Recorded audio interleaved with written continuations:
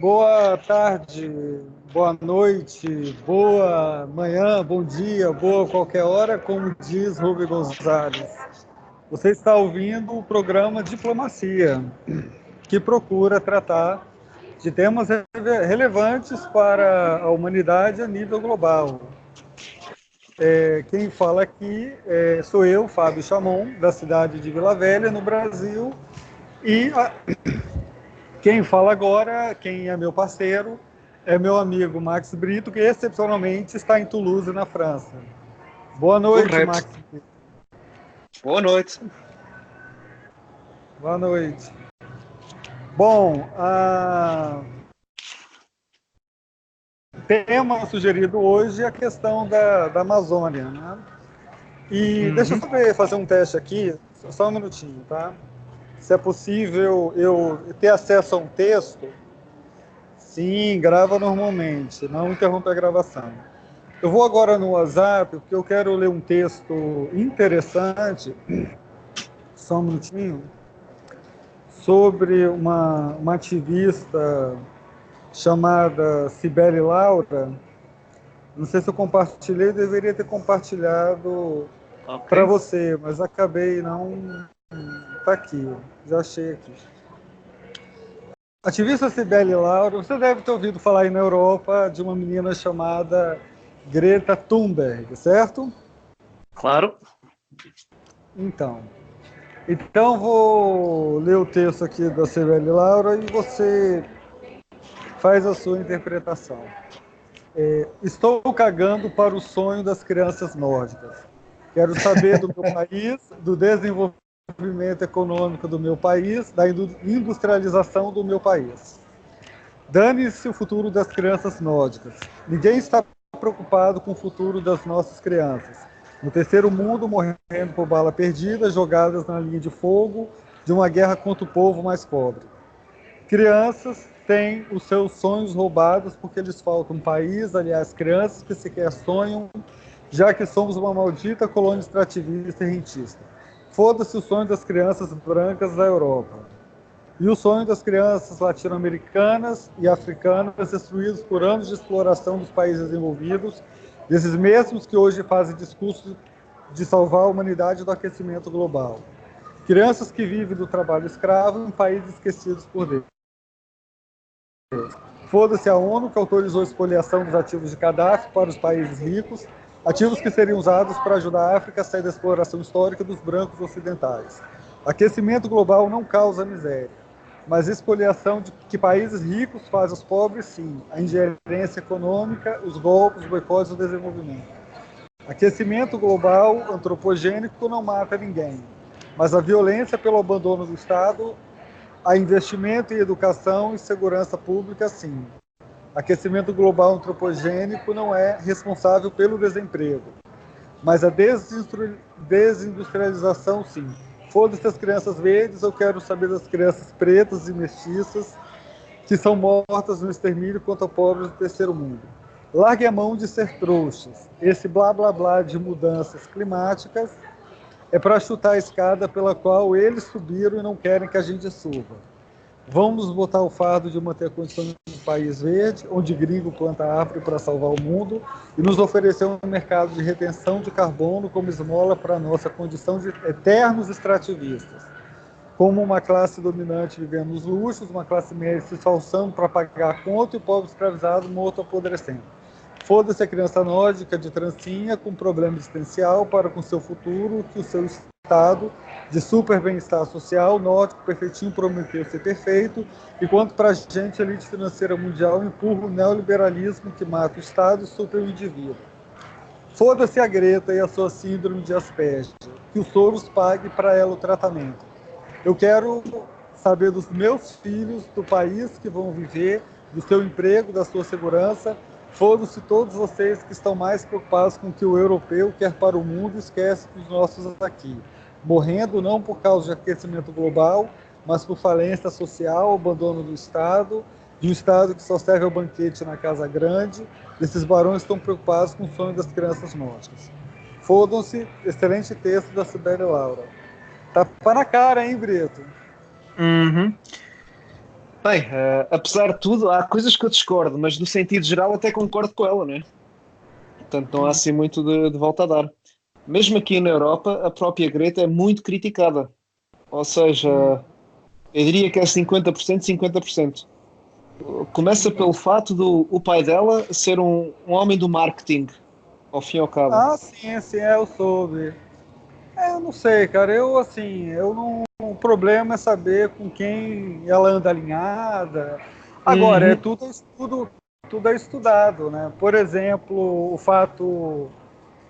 Eu fico perguntando por que não colocaram uma menina mais bonita do que ela, né? Talvez Uhum. o fato deve ser porque para ouvir o que ela tem a dizer. Mas é Sim, tudo sim, muito sim, sim. estudado, né? Até o Rômulo questionou como é que. Não sei aí na Europa, mas o Rômulo mora na Europa, Uhum. né? Sim, sim, eu vejo as É, coisas. que ele acha estranho uma menina de 16 anos usar trancinhas. Uhum. O pior disso tudo é que, pronto, tem a parte ecológica, não é? Que realmente tem razão, que é sempre bom e adorei ver os jovens mais empenhados. Mas, por outro lado, isto já é pelo menos a terceira vez em que as elites nos dão a volta, nos enganam. Ou Sim, seja, sim. a primeira vez foi na década de 70 com os NFCs, que estavam a tirar a camada de ozono e que não íamos sobreviver até a década de 80 ou a década de 90. Já não haveria Uhum, terra. E foi muito financiamento para a sim, ONU na altura para poder combater o NFC. Depois foi na sim. década de 90 em que fizemos o primeiro tratado de Quioto, em que, segundo o tratado de Quioto, os países ricos tinham que pagar aos países pobres, ao fim e ao cabo, para poderem poluir, porque a poluição era desigual. Mas também, por outro Uhum, lado, o que fez foi tirar a construção industrial da parte da Europa e da América do Norte e da América Central, ao fim e ao cabo, para deslocalizar para a Ásia, para a mão de obra ainda mais barata e mais poluidora. E a uhum, Europa pagou também bastante dinheiro à ONU por isso. Isso já foi sim. com Bill Clinton. E depois, mais tarde, foi o Tratado de Paris. Este tratado que também a América saiu fora, com o Trump, não é verdade? Mas que o resto dos países entraram. Porque, pronto, teve interesse, não é? E mais uma vez, quem ficou a ganhar foi a China e a Índia, que são vistos É, como países em desenvolvimento, apesar de serem os países mais poluidores do mundo. Ou seja, eles mudam rigorosamente nada, mas os outros países todos é que sofrem. Grito, eu ouvi falar que a Alemanha resolveu liberar carvão também. Sim, ainda para mais é ridículo, porque a Alemanha até está a reduzir a poluição. A carga de poluição tem dado a reduzir na Alemanha desde a década de. Desde 2000, pelo menos, já há 20 anos. Por Eu isso. não sei se eu não sei se já te apresentei os vídeos do Rubem Gonzalez, eu já te apresentei? Ainda não, ainda não. Não. Então, o Rubem Gonzalez, aí o pensamento do Duplo Expresso, que o Romulo diz o seguinte, é interessante, por exemplo, ter o tal do crédito de carbono Uhum, para supostamente ter você construir poço artesiano no Sahel, mas isso não é suficiente. Rubem Gonzalez falou o seguinte: se os países do norte querem preservar a Amazônia, que pague um bom dinheiro para nós, mas que procura uhum. fomentar o desenvolvimento internamente, né? Então agora você é pai de 3 filhos. Uhum. Eu não. O seu filho mais velho está na adolescência, né? Está agora com 10 anos. Tá. O que eu estou querendo dizer é o seguinte, que houve todo um sistema de marketing, porque geralmente assim, essa menina agrada, por exemplo, principalmente adulto que é pai, mãe, Uhum, avó, uhum. né? E agrada quem é jovem, com pessoas que caem nessa Sim, sim, conversa. sim, sim. Porque não conhecem, eles nunca viram isto. Só as pessoas de mais idade é que já viram esta história, este filme. Já sabem como é que o filme acaba. Por isso. Porque porque aí o próprio Rubio Gonzalez disse que a Greta Thunberg foi para os Estados Unidos com um barco, né? E, Uhum. supostamente para economizar carbono. E aí ele falou uma gíria bem carioca, né? Vem do Rio de Janeiro, né? Não fode. Porque ela vai querer sugerir o quê? Que a gente vá de caravela, como vocês portugueses Sim, sim, para sim, sim. colonizar o E, mundo, né? E e só vou isso fazer um foi bonito, não comentário. foi? Eu não vou te passar a Foi palavra. simbólico. Eu vou te passar a palavra, mas eu vou te passar a palavra, mas eu vou comentar aqui.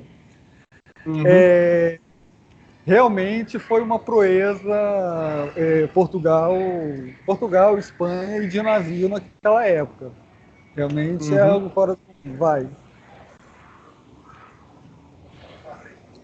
Já terminei. É, mas, sim, mas a Greta foi num barco que o dono do barco é o príncipe do Mónaco, para começar. Portanto, uma pessoa muito pobre, como podes imaginar. O barco em si custa vários milhões de dólares. Portanto, a Ah, ecologia. E ainda para mais, está equipado com um motor a diesel, para a tua informação, para quando há menos e, vento. e pelo que eu sei, parece que a comida que ela come É muito supostamente ecológica. ecológica. Não, não, mas você tem uma pegada ecológica porque você tem aí o prejuízo ambiental do que é feito, que é geralmente soja, Sim. que você usa agrotóxico em Uhum, demasia, né? E você tem um problema de poluir a água, justamente porque se exagera no fertilizante e também se exagera tanto no fertilizante quanto, por exemplo, no agrotóxico. Então se questiona uhum. se a comida dela é realmente louvável, né? Mas eu não vamos aqui ficar falando só da Sim, Greta Thunberg, porque parece que é uma fraude. Porque eu acho assim, ela para mim é a personificação da fraude do sistema financeiro. sim, sim, sim, sim, sim. E basta reparar, quem está à frente da ONU é António Guterres. Ele é português e foi o primeiro-ministro em Portugal, que é o equivalente ao presidente no Brasil. E enquanto ele esteve em Portugal, ele era um mestre em marketing, um Ah, autêntico é? mestre. Eu Ele ouvi ganhou falar as que eleições, ele é muito aquecionista, vai. sim, ele ganhou as eleições na altura para o partido dele, que era o Partido Socialista, sem ter propriamente um programa político. Ele usou apenas uma música, a música dos Vangelis. Aquela que começa em Ah, sei, Portugal. sei, Pois sei. essa música a tocar em todo o Portugal. Eu era novo e ainda me lembro. E foi graças a essa música que conseguiu ganhar o governo. Você tá chamando seu povo de idiota, não, né? Pronto, chamar não vou chamar, né? Mas parece que tal, não é? Vai. E, e votaram nele. E depois ele abandonou o cargo de primeiro-ministro para ir para a ONU. Na altura para Ah, ministro é? dos Ele Refugiados. era primeiro-ministro, é? Ah. E abandonou o cargo. Não foi o único que abandonou o cargo, porque quem veio a seguir foi o partido rival, o Partido Socialista Democrata, com Durão Barroso, que ganhou as eleições, mas que também abandonou o cargo. Para quê? Para ir para a Comissão Europeia. Tornou-se o presidente da Comissão Europeia durante vários anos. E quando Durão Barroso deixou de estar a trabalhar para a Comissão Europeia, o primeiro trabalho que ele arranjou foi vice-presidente da Goldman Sachs. Hum. Ou seja, isto andam todos bem alinhados. Eles nunca vão para o desemprego. E é sempre Não, nestas elites. não, mas tem uma coisa que é pior aí, que se diz aqui no Brasil, tem não sei se essa frase é de Portugal, mas Uhum. tem uma frase que diz aqui no Brasil, diga-me com quem andas que te direi quem és. Pois, Então, tem, tem, então tem, tem, tem. pelo que você mostra, esses personagens, eles são ligados à finança, pelo menos é isso que você está me dando a entender. E até lhe digo mais, o primeiro-ministro, portanto, Guterres, António Guterres, que era o antigo primeiro-ministro e agora é o presidente da ONU, ele andava na mesma classe, na mesma turma, com o atual presidente da República em Portugal. Ou seja, estes grupinhos estão sempre juntos um ao outro. Embora sejam de partidos supostamente rivais, mas são amigos de infância. Ou seja, Ah, isto é um clube muito pequenino, sim. em, em que todos se conhecem. O caso da Greta, portanto, quando uma pessoa já conhece o passado de António Guterres e sabe que a ONU, neste momento, está com problemas de financiamento, a ONU não tem dinheiro, está sem financiamento. A América está a tirar, os Estados Unidos da América estão a tirar o financiamento que davam à ONU, pela presença do Trump. O Trump não gosta da ONU, não é como o Obama. Então, agora é começar a juntar os pontos, não é? Por isso. Isso, embora o Trump ele fez o discurso mais, Rômulo disse isso, o mais pacifista dos últimos 50 anos, porque entre os presidentes dos Estados Unidos, tanto que ele chegou a não desejar uma eventual guerra dos Estados Unidos com os demais países, tanto que ele é o presidente que não iniciou até agora um conflito, e aí o tal State americano resolveu pedir o impeachment dele por meio dos democratas, né? Porque os democratas é que são até perigosos, né? Mas vamos falar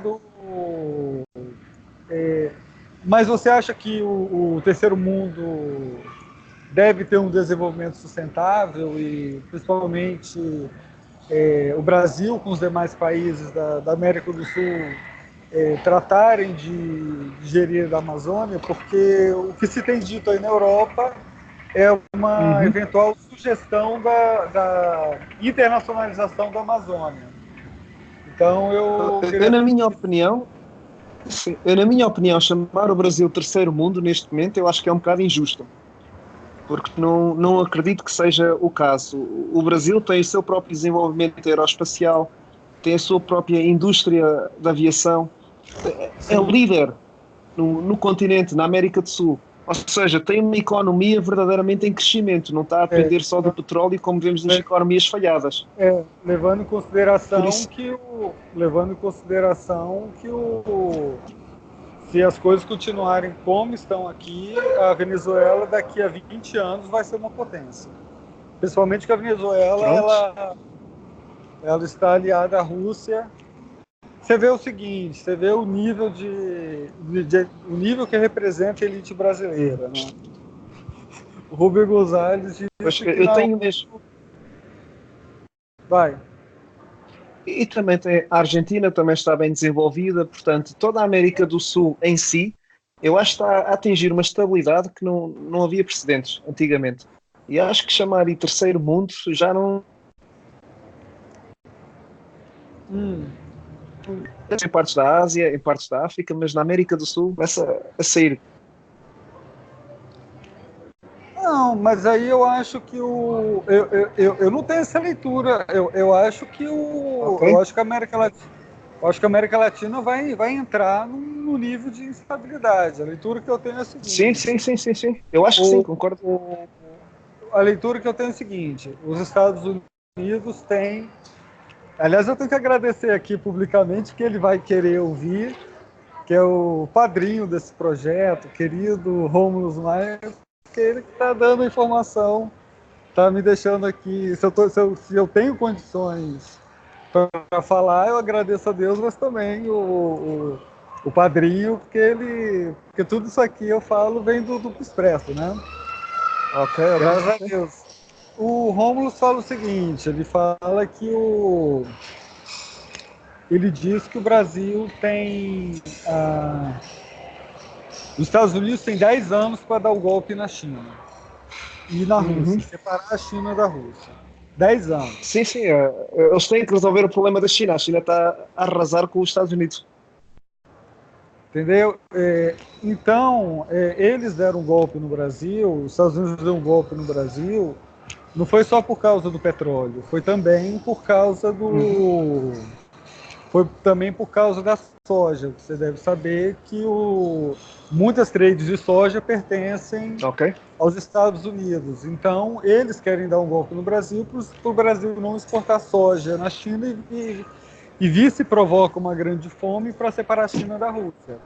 Porque eu acho que até vocês da Europa, até recentemente soube uma notícia pelo Rubem Gonzalez, que eu acho que a parceria entre a Rússia e a China, dentro do ponto de vista da geopolítica, eu entendo que é mais benéfico, porque existe uma coisa que o Jonathan Aide do Duplo Expresso disse, que ele fala sobre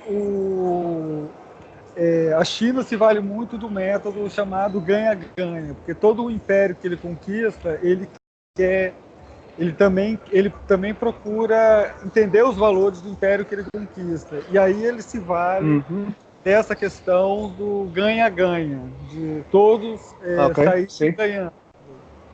Sim, é a situação ideal, não é? E aí fica as eurasianas. E aí eu soube que no caso da Europa, eu sei que os Estados Unidos também está apertando vocês, para eles se salvarem. Então eu soube que a Rússia está fazendo uma proposta à União Europeia e parece que a Alemanha, aos poucos, está se aproximando da Rússia. Eu não sei aí como é que está Portugal. Eu explico. Da última vez que a Europa se aproximou da Rússia, instalou a guerra na Ucrânia. Por isso. Porquê? Porque foi quando a União Europeia se começa a aproximar da Ucrânia para colocar a Ucrânia... A guerra na Ucrânia é guerra híbrida. Os europeus querem a Ucrânia dentro da União Europeia. Querem. Ou seja, é perfeitamente compatível. E quando isso acontecer, quando a Ucrânia Rússia não entra na União Europeia? Porque teria que dividir poder com a Alemanha? Porque a Inglaterra não quer isso, porque a França não quer isso, porque a Espanha não quer a Rússia também. Porque a Rússia... Sim, o problema é que a Rússia é uma potência grande. Por isso... Não, porque mas você não acha que para a Rússia seria um mau negócio também? Porque ela não teria que ter essa soberania toda, ela teria que dividir o poder dela. Não era só dividir o poder. Também o governo ia ter que mudar. Ia ter que ser um governo mais democrático, ao fim e ao cabo. Mais democrático, isto é, controlado por Bruxelas. Que foi exatamente o que o Reino Unido não quis. Ou seja, os países mais perto, como a Alemanha, conseguem escapar-se esse controle, e França. Mas os países mais pequenos têm muita dificuldade em escapar-se ao controle de Bruxelas. Na França que você está aí, você tem mais mecanismos de ditadura sobre a aparente democracia do que na Rússia. Sim, mas eles são espertos. Eles usam as línguas corretas. É liberdade, fraternidade, igualdade. Eles estão sempre a repetir isto. Então já não parece uma ditadura. Você soube que o Mélenchon e mais uma pessoa e a Marine Le Pen tiveram que depor na justiça por procedimentos judiciais inadequados na França? Não sei se você tomou habitual. Os governos, ao fim e ao cabo, depende muito do estilo de governação. E temos que estar sempre à aparência de ser uma democracia, apesar de queremos sempre ter os nossos amigos no poder, não é? É sempre este jogo de balanço de poder e parecer uma democracia aos olhos do povo. E há governos que conseguem fazer melhor isto do que outros. E a Rússia, por exemplo, não consegue enganar ninguém. Portanto, tem um primeiro-ministro que é presidente e depois tem um presidente que é primeiro-ministro. Isto não escapa assim tão bem, cara. Mas foi eleito democraticamente. Foi, completamente, não tenho dúvidas nenhumas. Então, mas olha, a oposição acabou na prisão, não é? A oposição que é aceito só pode dizer palavras que são aceites. Ou seja, também é complicado, não é? Eu sobre o Putin a opinião dividida, ao fim e ao cabo. Porque eu lembro-me como é que foi sobre o tempo de Yeltsin, por exemplo. Yeltsin era um fantoche dos Estados Unidos, completamente. Sim. E arruinou a Rússia tanto quanto pôde, ou seja, deitar aquilo tudo abaixo, como aconteceu em Portugal, logo a seguir ao golpe de Estado. Ou seja, dá tudo de qualquer maneira e não liga aos interesses do próprio povo, não é? E Putin foi a resposta. Agora, mas isso aí o problema é que Putin também não vai sair do poder. Ou seja, é uma democracia, sim senhor, só que não há grande evolução. Tens um conjunto de oligarcas, ao fim e ao cabo, gente muito rica. Não sei se conheces o Abramovich. Abramovich Peraí, mas tem oligarca, mas eu li também que tem o Putin ele não impediu que tivesse bilionários na Rússia, mas você tem uma força do Estado também. Sim, o Abramovich, o Putin colocou o Abramovich como governador de uma região, de um estado da Rússia, o Kamchatka, assim uma região bem inóspita. Porquê? Porque o Abramovich tinha que colocar dinheiro da corrupção para desenvolver esse Estado. Ou seja, dinheiro do próprio bolso, que agora estava no bolso dele, para desenvolver aquele Estado. Ou seja, até o próprio Putin consegue colocar os oligarcas a contribuir para a Rússia, apesar de tudo. Sim. Eles estabelecem assim o equilíbrio da seriedade. E pronto, é o sistema de governação deles. Não é. Ele consegue manter um equilíbrio e conseguiu aguentar a Rússia contra muita pressão. Ao fim e ao cabo, muita gente queria destruir e dividir a Rússia por completo. Mas por que eu estou falando das potências eurasianas? É isso que eu estou querendo dizer. Porque eu acho que em relação ao Brasil, em relação à Amazônia, talvez eu espero acreditar nisso, você pode ter uma parceria de tecnologia e de bem-estar da nação mais com as potências eurasianas do que, por exemplo, os Estados Unidos. O Sama, que fez parte da comunidade do Expresso, ele disse o seguinte, ele disse que os Estados Unidos, os americanos, eles têm muito sangue dos piratas, então o negócio deles é roubar, fazer pilhagem, eles não têm essa mentalidade de promover o desenvolvimento das nações, tanto que, como mostra, parece que vai ter aí uma grave crise econômica em breve e parece que ali vai fazer o fim dos Estados Unidos, né? Eu acho que, como diz o Rubem Gonzalez, o último golpe, a última guerra que eles lutaram e deporam um chefe de Estado de forma bélica foi a Líbia, que ao tirar o Gaddafi, a Líbia virou uma zona. Então eles têm uma mentalidade de ser como piratas, os americanos. Então eu espero que, até em relação ao Brasil, o desenvolvimento do Brasil, principalmente por conta do investimento russo e da Venezuela, investimento russo e chinês na Venezuela, talvez depois com a queda dos Estados Unidos, eu espero que a ordem mundial fique em paz.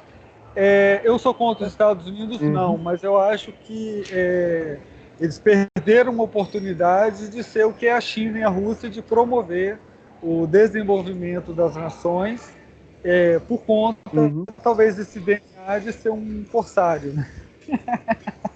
Eu não sei se te lembras, em 2015, quando Obama, como presidente de descendência africana, foi até a África. E a intenção dele ir à África era de ligar os Estados Unidos à África, ao fim e ao cabo. Ele queria servir de ponte. Só que quando ele chegou à África, propriamente dita, ninguém ligou para ele. Nenhum dos países africanos propriamente lhe passou cartão. Não ligaram. Porquê? Porque a China já dominava a África. Ele já chegou tarde à festa. Ou seja, ninguém realmente fez-lhe uma festa, ele fez nada memorável, porque agora não te lembras tanto do que é que... Sabe que tem países na África, como por exemplo a Zâmbia, ou Tanzânia, eles têm parceria com a China bem antigamente. Principalmente a China está investindo em infraestrutura na África. Talvez é por isso a África quase toda. Por isso, os Estados Unidos já chegaram longe à festa. Ainda pior, a China oferece algo logo à partida que os Estados Unidos não oferecem. A China é conhecida por dizer que não interfere com o governo local. Ponto final. Esse é um dos princípios básicos da China. O que dá logo a entender uma coisa muito clara, que é que os Estados Unidos é exatamente o oposto. Eles querem sempre interferir no governo local. E basta ver como é que interferiram na América Central, na América do Sul. Os Estados Unidos não querem concorrência também? A Sul. Portugal também. Você sabe Portugal tem outra mentalidade. Sim, Portugal tem outra mentalidade, que se comparar já à Espanha. Por exemplo, a Espanha na América do Sul dividiu-a em vários países. A Argentina, o Chile, a Bolívia, a Venezuela. Quis sempre dividir para conquistar.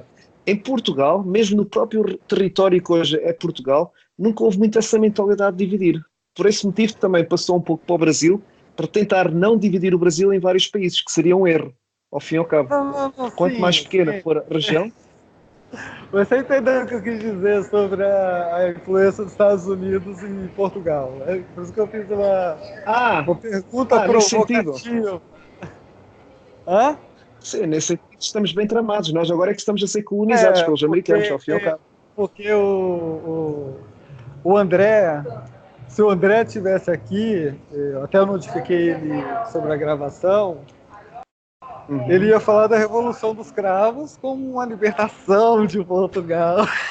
A gente já começou muito. Sim, Isso aí vale um programa.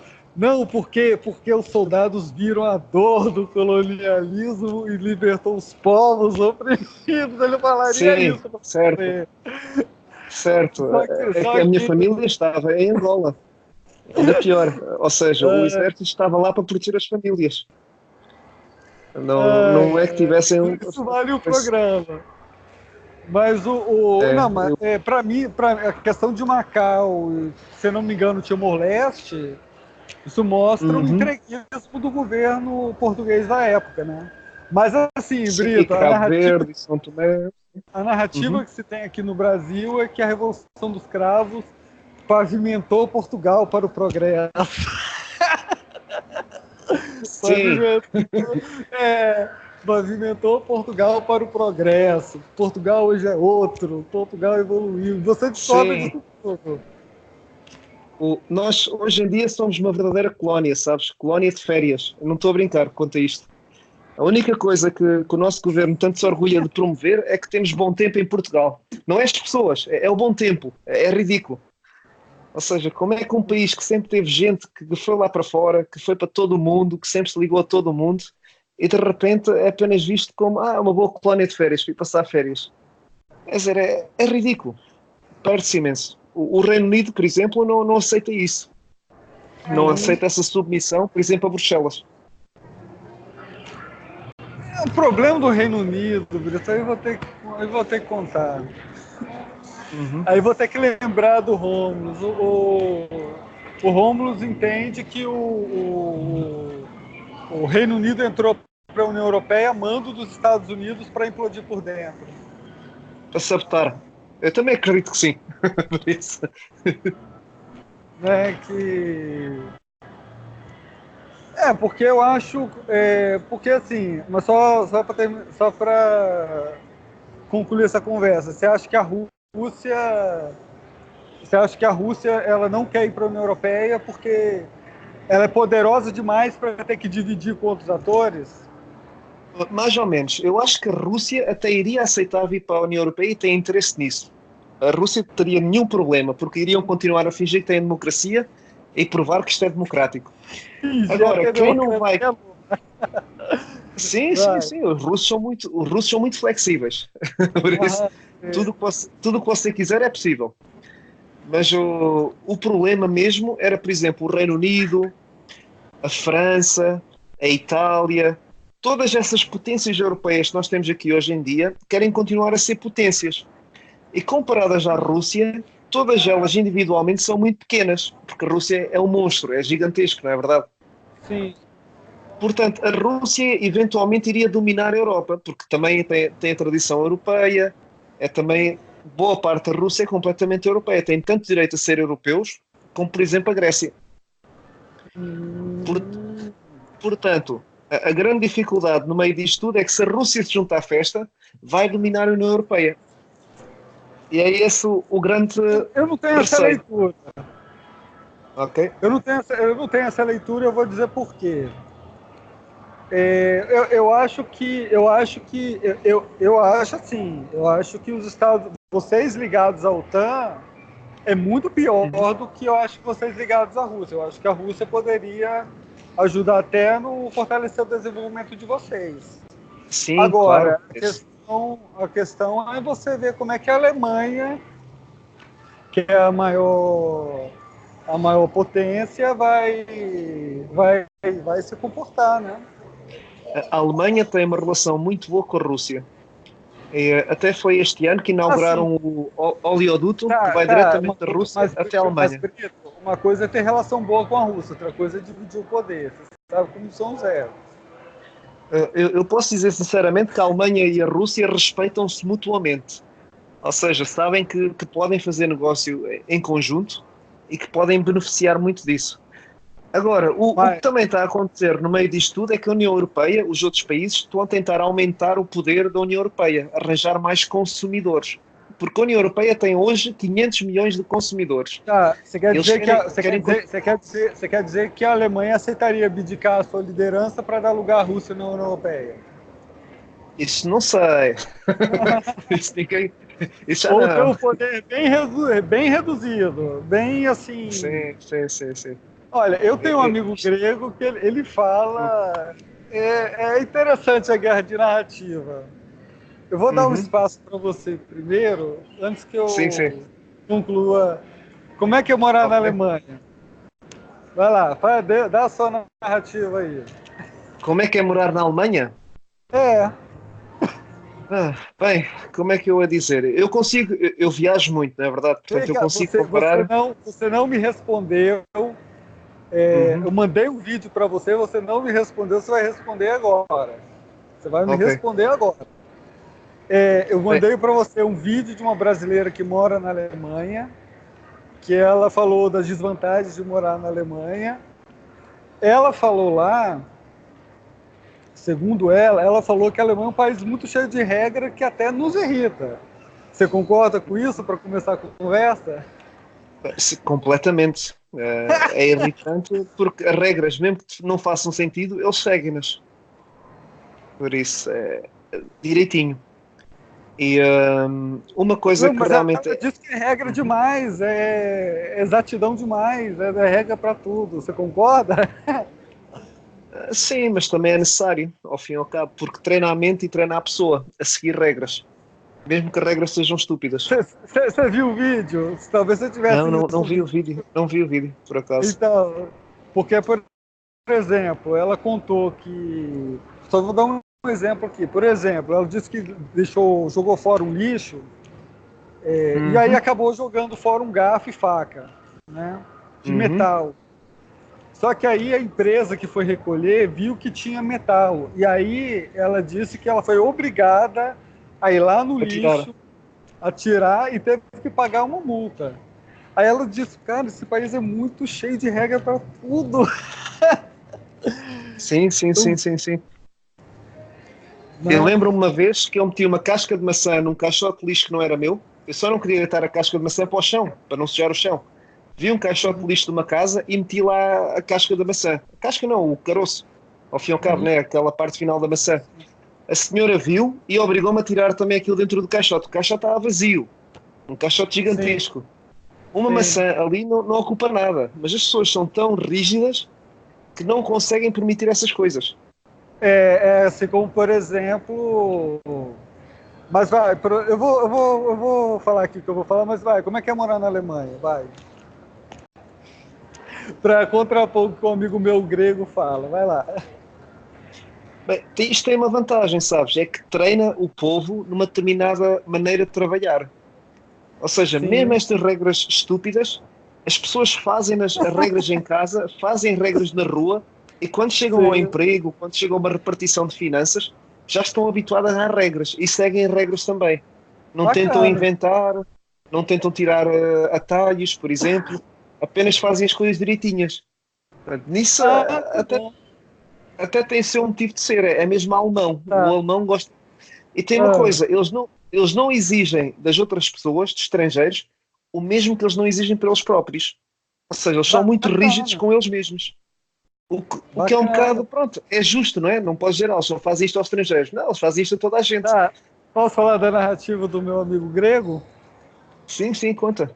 Ele fala que a Alemanha é um país que tem frio 8 meses por ano, que é um país muito ligado ao trabalho, que não sei o quê, que gosta, que tem um desejo íntimo de querer dominar outros povos, como, por exemplo, dizer, como por exemplo a Grécia, como por exemplo publicar livros que o grego não trabalha, que o grego gosta de 3 horas da tarde. Só que aí ele falou uma coisa seguinte, que o grego, quando você vier ao Brasil, eu vou apresentar ele a você. O grego, por exemplo, quando ele diz que, segundo ele fala que o grego trabalha muito, mas ele fala que o grego, ele tem essa coisa do bem viver, que ele gosta de ir à praia, ver bunda bonita. Isso também é verdade, isso não é mentira. Gosta de ver garotão, se é gay, gosta de ver garotão na praia, que o grego tem uma ligação com a praia, e que a Alemanha, ele acha que a Alemanha não é povo. Eu não sabe nem conceituar. Isso também é verdade. Eu posso dizer porque eu vi. Eu posso te contar uma coisa que eu vi. Quando teve a Jornada Mundial da Juventude no Rio de Janeiro, a paróquia que eu estive na época recebeu alemães e os caras só queriam saber de ficar na praia o dia todo. Como os aproveitar, gregos. não é? Se tivessem praia, é que não há praias na Alemanha, ao fim e ao cabo, é geladas. Isso é quase como ir para o Ártico, não tem prazer nenhum ir para a areia porque nem sequer consegues tirar a roupa. Tens de comprar um casaco ainda mais forte.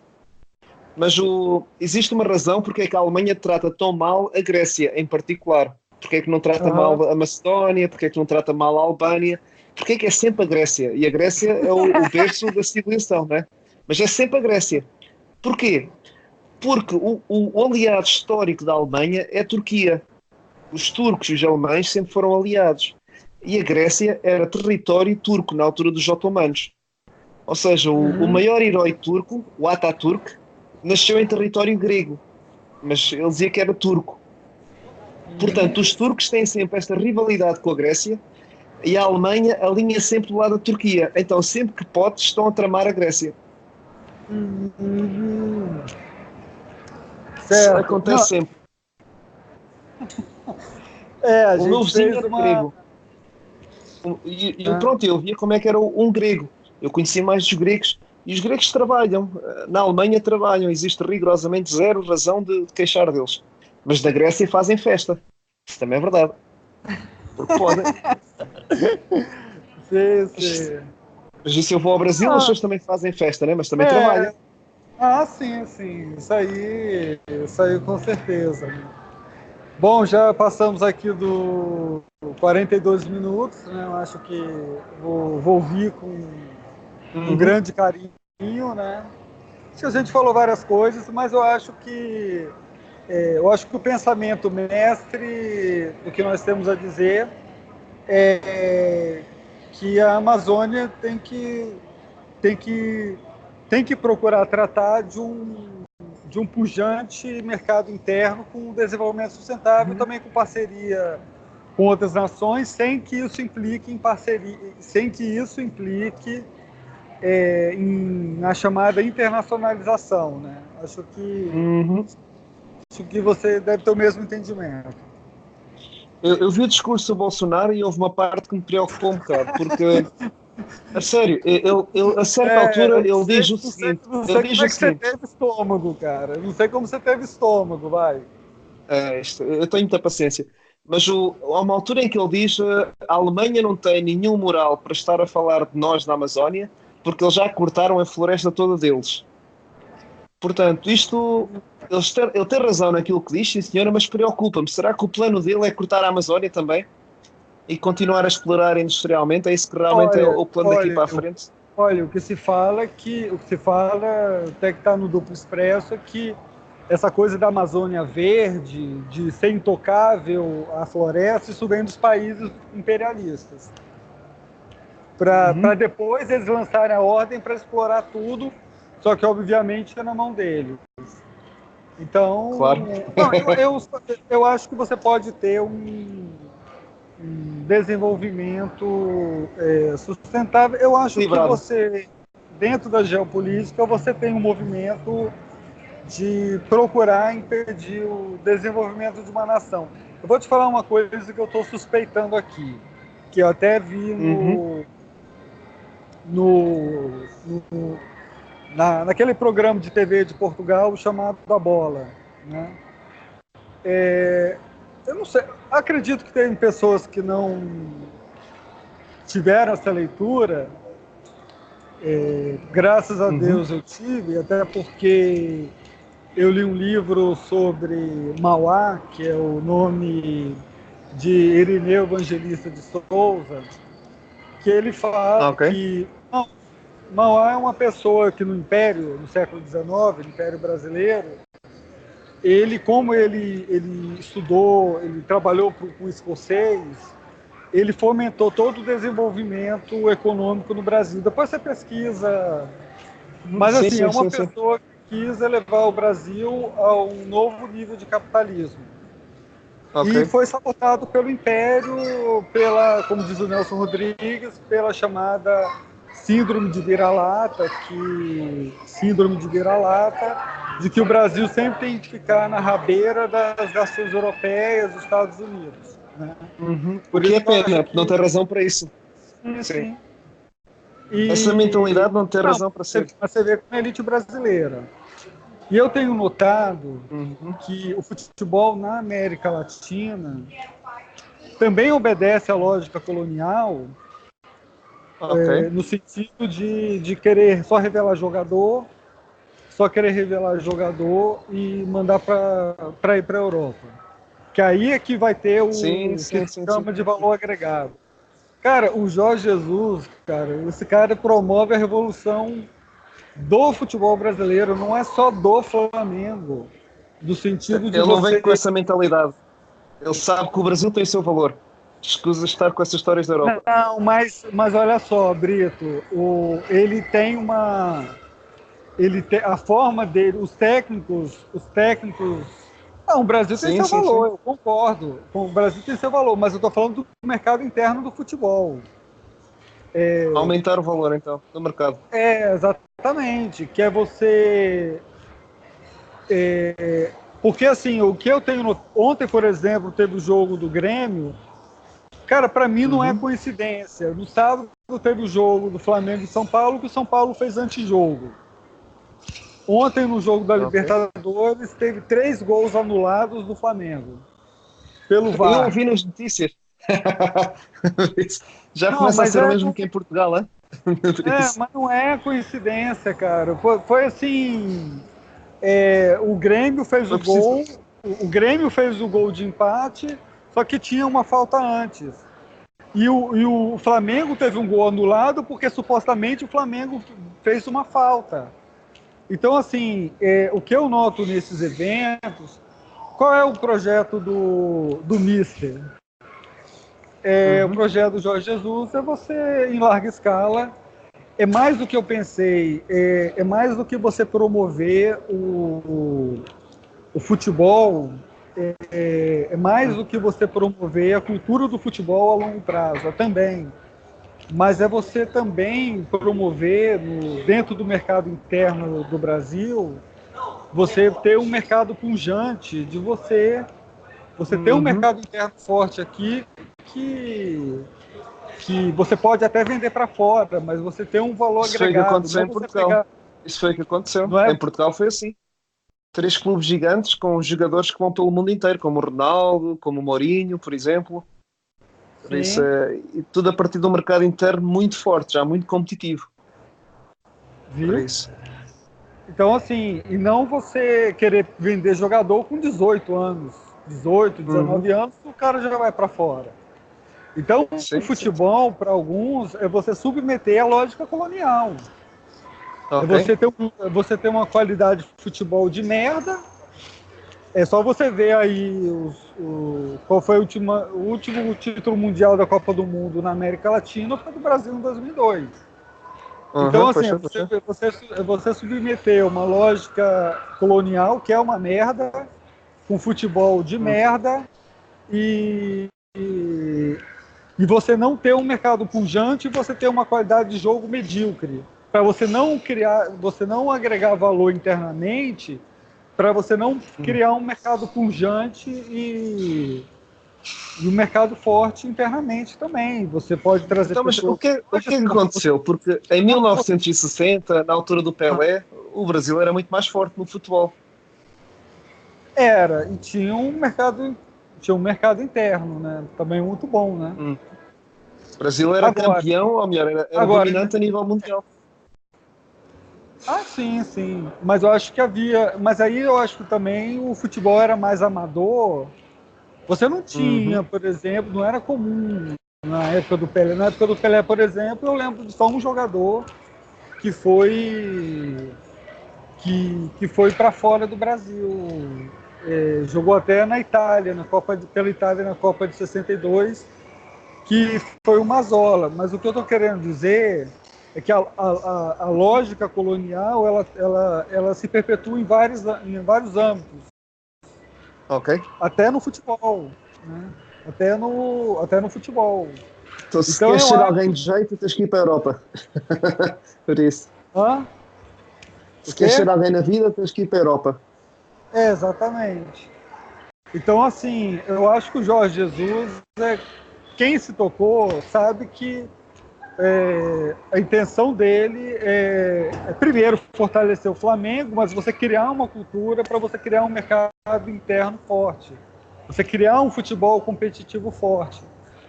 Você pode levar o jogador para fora, isso não é um problema, mas você com 25 anos, com 26 anos, com valor agregado. E por que não importar pessoas daqui? Por que não importar pessoas da Europa? O Pablo Será Mari que. é um, Mas eu acho jogador ali, espanhol, mas já está envelhecido, né? Enfim, vai. Eu lembro uma vez que Portugal foi buscar um japonês para jogar. A sério, e É. ele jogava bem até, esqueci-me agora do nome, mas ele jogava muito bem. Eu pensar, um japonês, eu nunca vi tal coisa. Mas Mas aí pronto, vale a provocação. Por que Cristiano Ronaldo não resolve jogar em Portugal? não lhe pagam o suficiente, não há dinheiro que chegue para o pagar. Portanto, só Certo. os clubes gigantescos é que o conseguem pagar. O Madrid, por exemplo, o Madrid tem muito apoio para não perderem a capital em Madrid, ao fim e ao cabo. Portanto, o futebol é uma arma política para poder manter a soberania de Espanha em Madrid, porque senão passaria para Barcelona. E depois tens o senhor que agora está a pagar mais, que foi para a Itália, não é? E que é dono da Fiat, ao fim e ao cabo. Ou seja, e Então, tem que ter muito dinheiro para conseguir manter um Ronaldo. Portugal já não tem essa capacidade. Por isso é que, por exemplo, alguém vir da Europa para o Brasil teriam que ir pagar o mesmo ordenado que ele teria, por exemplo, num clube italiano, num clube francês, num clube espanhol, o que é difícil, não é? Portanto, também não. em relação à Europa, em relação à Europa, além do Pablo Mari, Uhum. acho que o Brasil só teve um jogador de destaque que veio da Europa, do leste europeu. Na época ele jogava no Real Madrid, mas era um jogador em baixa, que é Uhum. que até jogou no Flamengo. É um dos grandes jogadores do Flamengo, chamado Dejan Petkovic. Não sei se você Ok. se recorda. Portanto, de Sérvia, imagino. Sim, sim, da Sérvia. Ok, ok, Ele ok, mora ok. no Brasil ele encerrou a carreira e mora no Brasil até hoje. Há muitos sérvios Porque a sair e a virem para fora, sim. o Petkovic, olha só, por isso que eu acho que o Jorge Jesus ele não vai mais sair do Brasil. Assim, embora Não. ele fale que ele pode até voltar para Portugal. Vou te contar a história do Petkovic para encerrar o programa. Uhum. Petkovic entrou no final da década de 90, ele foi jogar pelo Vitória da Bahia, uma curta estadia, voltou para a Europa, só que os times brasileiros foram chamando ele. O Flamengo chamou ele, depois veio outro time, Ok. veio outro time, Mas eu acho que o Jorge Jesus, para mim, ele representa um. Cara, eu nunca vi o Flamengo jogando tão bem, tão delicioso. Uma Eu mudança. tô vendo O, agora. Gente, o é uma Jorge, outra o Jorge coisa. Jesus, o Jesus foi muito maltratado em Portugal, injustamente até. Portanto, ele ficou completamente queimado em Portugal, pelos dois maiores clubes de Portugal. Nem um quer, nem o outro quer. E o terceiro que falta, que é o Porto, também nunca o irá ter, porque ele passou pelo Benfica, que é o rival deles. Portanto, nunca o iriam. Ele não tem trabalho em Portugal. E depois Entendo. ele só sabe falar português. Ou seja, ele indo para outro lado qualquer, ele também não teria hipótese. Ele odeia falar outra língua que não seja o português. Portanto, o Brasil fica sempre como opção. Eu acho que ele já não sai do Brasil, não. Porque, É, tendo eu razão, o mercado no Brasil é gigantesco, com tantos milhões de pessoas, ao fim e ao cabo. É uma joia que está ali à espera de ser descoberta. sim, assim. Eu acho que ele não sai. Agora sim, então a gente encerra o programa agora e depois eu vou começar o programa seguinte com uma coisa que eu estou pensando aqui. Mas satisfação em gravar o programa, vou ouvir, vou compartilhar. Então, muito obrigado. Então, tudo de bom. Então, Eu é que te agradeço, Fábio. Um bom dia. Tchau. tchau.